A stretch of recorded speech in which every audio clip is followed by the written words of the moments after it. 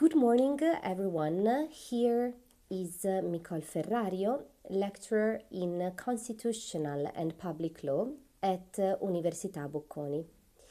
In this brief video, I will present my book, which has been recently published by Routledge, titled Transnational Judicial Communication, Doctrinal Frameworks, Institutional Dynamics, and Empirical Evidence from the Swiss Federal Tribunal and beyond.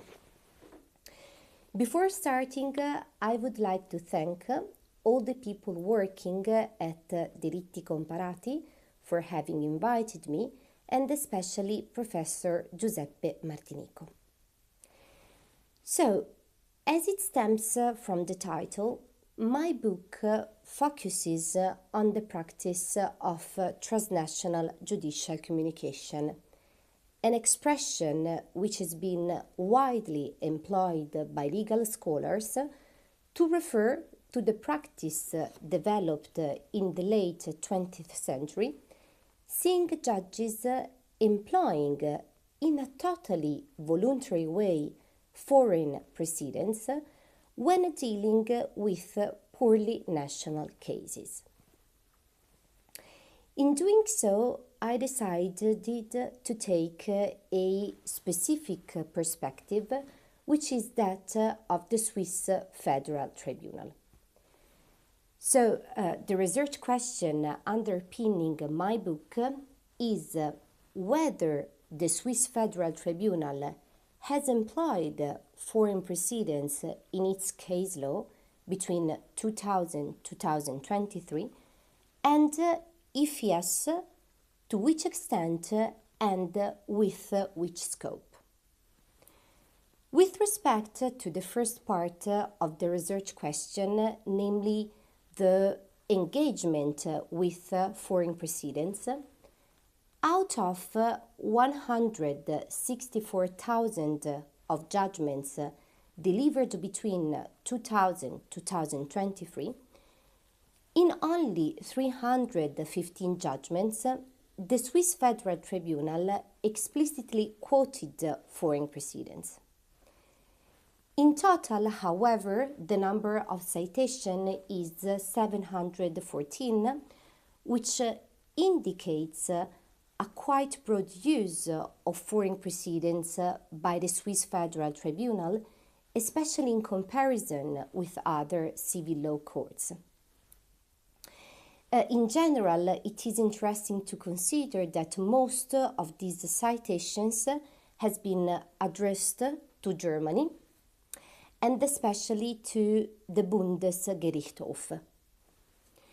With respect to the other part of the research question, namely why, to which end foreign precedents have been employed, we have to say that most of the times the Swiss Federal Tribunal has quoted foreign precedents in a guiding way, namely to orient its reasoning, especially in so-called hard cases. So, in the end, what does my book reveal?